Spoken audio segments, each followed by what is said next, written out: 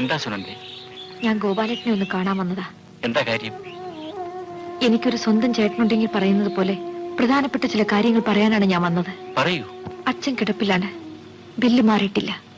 എന്റെ വീട് ആകെ തകർന്നു. ഞാൻ അറിഞ്ഞു. എന്റെ വീടിനെ രക്ഷിക്കാൻ ഇനി ഞാൻ മാത്രമേ ഉള്ളൂ. നിനക്ക് എന്ത് ചെയ്യാൻ കഴിയും അനിയത്തി? എഞ്ചിനീയർ ദാസ് എന്നെ വിവാഹം കഴിക്കാൻ ആഗ്രഹിക്കുന്നു. ഞാൻ സമ്മതിച്ചു. ആ ബന്ധം കൊണ്ട് ഒരുപക്ഷെ എന്റെ കുടുംബം രക്ഷപ്പെട്ടേക്കും. നല്ലപോലെ ആലോചിച്ചിട്ടാണോ ഈ തീരുമാനമെടുത്തത്? അയാൾ നല്ലവനല്ല.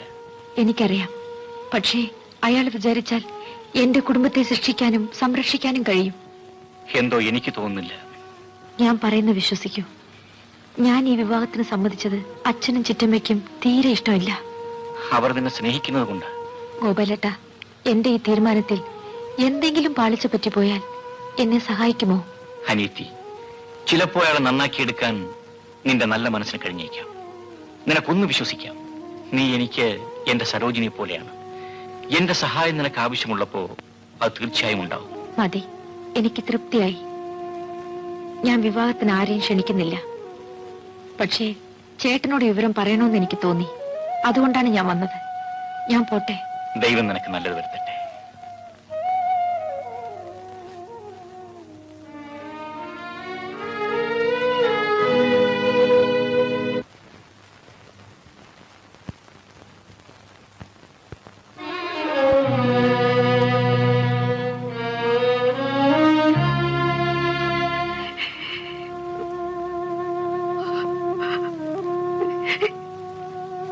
അച്ഛാ,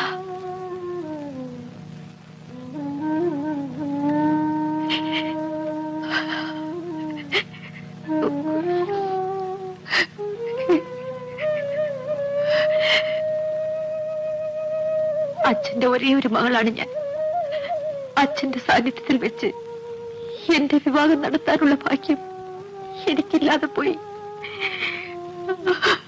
ചേട്ടാ, ഒരു വശം തളർന്നു കിടക്കുന്ന അച്ഛനെ കെട്ടിയെടുത്തോണ്ട് പോകാൻ പറ്റുമോ?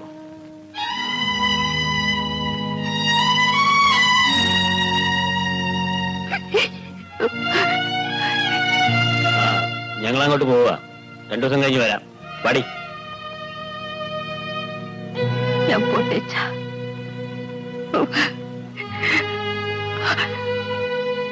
അച്ഛാ, ഞാൻ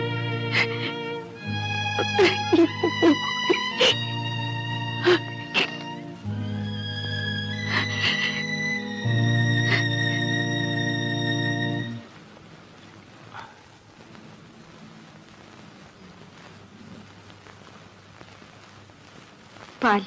നോ, പാലിനേക്കാൾ വിസ്കിയാണ് എനിക്ക് പ്രിയ. അതവിടെ വെച്ചേക്ക്.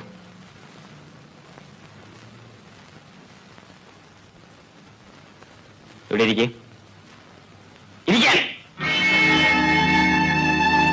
നിനക്ക് എന്തിനാടി ഈ സാരി? വാടി ഇവിടെ. ഇവിടെ വാടി. എന്താടി, വിസ്കിയുടെ മണം നിനക്ക് പിടിച്ചില്ലേ? നിന്റെ ആ കോളേജ് കാമുകനില്ലേ, ആ പിച്ചക്കാരൻ ചെറുക്കൻ, അവൻ കുടിക്കില്ലായിരുന്നു? നിന്റെ നേതാവ് ഗോപാലൻ പട്ടച്ചാരയമല്ലടി മുങ്ങുന്നത്? പറയടി. എനിക്കറിയില്ല. നിനക്കറിയില്ലേ?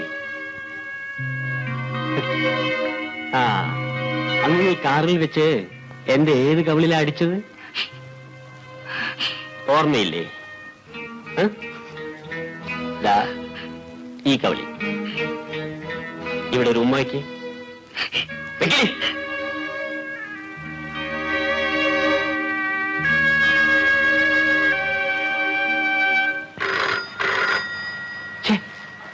ഇവനാരടാ ഈ സ്വർഗത്തിലെ കട്ടുറുമ്പ്?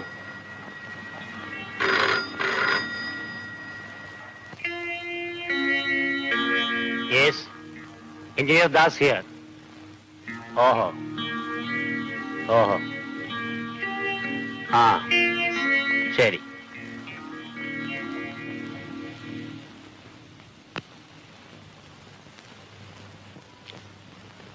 കിടക്ക് കിടക്ക്.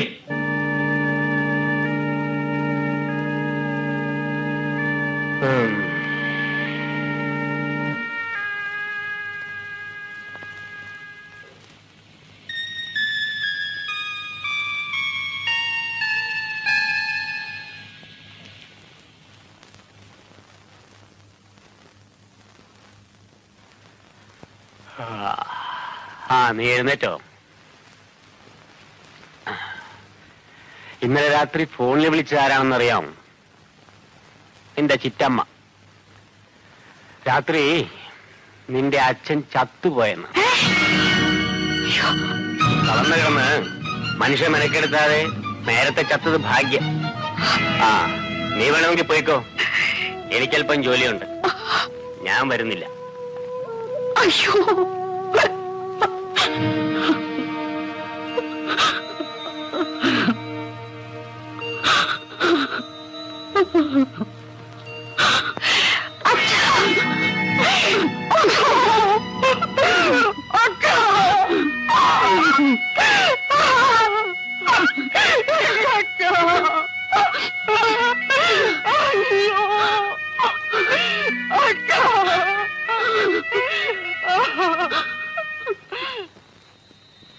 നാണപ്പനോ, നീ എന്താ ഇങ്ങ് പോന്നത്? പൊന്നമ്മ ഒറ്റയ്ക്ക് കിടന്ന് ഉറങ്ങത്തില്ല, അതുകൊണ്ട് അങ്ങോട്ട് പോന്നു. ആ പൊന്നമ്മ അവളിവിടെ ഇല്ല. ഇല്ലേ? നീ വരത്തില്ല എന്ന് വിചാരിച്ച അവളെ അമ്മ വന്ന് അവളെ വിളിച്ചോണ്ട് പോയി. അമ്മയോ? അമ്മയല്ല, അച്ഛൻ. ഏതച്ഛൻ? അച്ഛനല്ല, അമ്മാച്ചൻ. ഞാനറിയാത്ത ഏത് അമ്മാച്ചൻ? അമ്പളികുന്നത്ത് അവക്കൊരു അമ്മാച്ചനുണ്ട്. അറിയണോ? അവളെവിടെ? ഞാൻ പറയാം. കണ്ടാക്കത്തെ ചത്തതുകൊണ്ട് നീ വരത്തില്ല എന്ന് വിചാരിച്ചു. എഞ്ചിനീയർ തന്നെ അവളെ വിളിപ്പിച്ചു. എന്താ പോയോ? ഞാനാ അവളെ അവിടെ കൊണ്ടാക്കിയത്. ചേട്ടാ, കല്യാണം കഴിഞ്ഞാലും സാറിന് വിടില്ലല്ലോ. പാമ്പും പഴയതാണ് നല്ലത്. സുനന്ദയെ കല്യാണം കഴിച്ചത് ഒരു വാശി തീർക്കാനാ. അത് കഴിഞ്ഞു. കിളവൻ കാലിയായല്ലോ. ഇനിയിപ്പൊ സാറിന് ഭാര്യയോട് അവിടെ താമസിക്കാമല്ലോ. ഭാര്യ ഏത് ഭാര്യ വന്നാലും നിന്നെ ഞാൻ വിടില്ലടി. കടിക്കുന്നില്ലല്ലോ. 2 ദിവസമായിട്ട് നിന്നെ കാണാതെ ഞാൻ കിറുക്ക് പിടിച്ചിരിക്കുകയായിരുന്നു. നാണപ്പച്ചെണ്ണെങ്ങാനും അറിഞ്ഞാ എന്നെ കൊന്നുകളയും. പിന്നെ ആ പുളുന്താനൊന്നും ഇവിടെ എങ്ങും വരാൻ പോകുന്നില്ലടി. മുതലാളി മരിച്ചുകൊണ്ട് ദുഃഖിച്ചുകൊണ്ടിരിക്കും. എന്നെ വെളുപ്പിനെ ഉടനെ. പിന്നെന്താ, നീയേ ആ ബ്ലൗസ് കഴിക്കേ. സാറേ, സാറേ, ആരാത്? ഞാനാ കംസൻകുട്ടൻ പിള്ള. സാറിന് തിരുവനന്തപുരത്ത് നിന്ന് ഒരു കമ്പി വന്നിട്ടുണ്ട്. കമ്പിയോ? നീ പോയാ കഥ തുറക്ക്.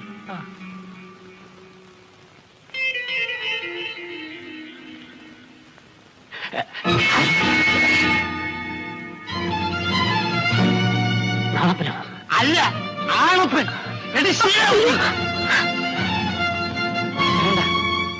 നിന്നെ തല്ലിയ 2 കൈ നാറും, അതുകൊണ്ട് തല്ലുന്നില്ല. എഞ്ചിനീയർ സാറ്, എത്ര കാലമായി ഈ അക്രമം തുടങ്ങിയിട്ട്? നിങ്ങളൊക്കെ മാന്യന്മാരായതുകൊണ്ട് ആരുടെ പാത്രത്തിൽ വേണമെങ്കിലും കൈയിട്ട് വരാമല്ലോ. സാർ ഇവളോട് പറഞ്ഞതുപോലെ നാണപ്പൻ പുളുന്താനൊന്നുമല്ല കേട്ടോ. ഈ വിഴുപ്പ് കെട്ട് സാറ് എന്നെ ചുമന്നു. സാറിന്റെ സഹായമില്ലാതെ ഞാൻ ജോലി ചെയ്ത് ജീവിക്കും, ആണുങ്ങളെ പോലെ ഇവിടെ നിങ്ങളുടെ കൺമുമ്പിൽ തന്നെ. Sheelavathi, good bye.